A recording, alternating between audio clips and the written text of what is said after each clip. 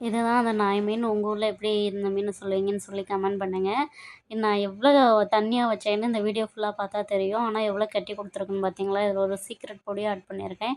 கடைசி வரையும் video skip பண்ணாம பாருங்க. இதில ஒரு சின்ன இது இருக்கு. எங்க அம்மா வந்து சின்ன வெங்காயம் போடும். நான் வந்து பெரிய வெங்காயம் தான் யூஸ் பண்ணியிருக்கேன். ஏன்னா சின்ன வெங்காயம் உரிக்கும்போது ரொம்ப கண் கலங்கும். பெரிய வெங்காயம் அந்த அளவுக்கு கலங்காது. அதனால நான் பெரிய வெங்காயம் தான் யூஸ் பண்ணியிருக்கேன். நல்ல பெரிய சைஸ் வெங்காயம் 2, 4 வந்து டொமேட்டோ, நல்லா 4 பெரிய தக்காளி 4 எடுத்துக்கோங்க. நல்ல பெரிய சைஸில் புளிய காட்டிலும் நம்மளுக்கு டொமேட்டோ அதிகமாக போட்டோன்னா நல்லாயிருக்கும்.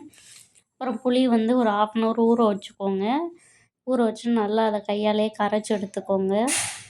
இப்போ அந்த கரைசலில் என்னென்ன ஆட் பண்ணணும்னு பார்த்தீங்கன்னா, உப்பு, அப்புறம் வந்து மீன் பொரிக்கிற பொடியோ, மீனில் கடையில் நிறையா பொடி விற்கும். அந்த மாதிரி பொடி எந்த பொடியுமே வாங்க வேண்டாம். நம்ம வீட்டில் அரைச்சி வச்சுருப்போம்ல குழம்பு மிளகா பொடி, அதுதான் ஆட் பண்ணியிருக்கேன். சில்லி பொடி கூட நான் ஆட் பண்ணல. வெறும் குழம்பு மிளகா பொடி, கொஞ்சோண்டு உப்பு போட்டு நல்லா இதையும் நல்லா கரைச்சி வச்சுக்கோங்க. வீட்டு குழம்பு பொடி வேணும்னா கமெண்ட் பண்ணுங்கள். நான் ரெசிபி போடுறேன். இந்த மீனை கைட்டுக்கு அலசி எடுத்துக்கோங்க. எவ்வளோ முடியுமோ அந்தளவுக்கு அலசி எடுத்துக்கோங்க. அப்புறம் ஒரு சட்டி காய வச்சு ஆயில் கொஞ்சம் அதிகமாகவே ஊற்றிக்கோங்க. எவ்வளோ ஆயில் ஊற்ற முடியுதோ அந்தளவுக்கு கொஞ்சம் அதிகமாகவே ஊற்றிக்கோங்க. இந்த 5 தட்டு எனக்கு ரொம்ப பிடிக்கும். இந்த 5 தட்டு நல்லா இருக்கேன்னு சொல்லி கமெண்ட் பண்ணுங்கள். அதில் வந்து கொஞ்சம் வெந்தயம் எடுத்து போட்டுக்கலாம்.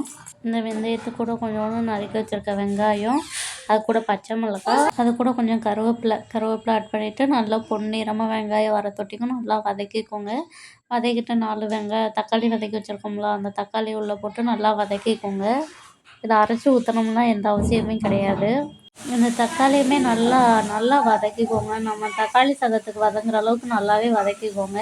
இந்த மீன் ஏன் இவ்வளோ பீஸாக இருக்குன்னா, நான் கொண்டு வந்து 3 நாள் ஆச்சு. அப்பா மீன் வியாபாரம் பார்க்குறனால ஊர்லேருந்தே கொடுத்து விட்ருந்தாங்க.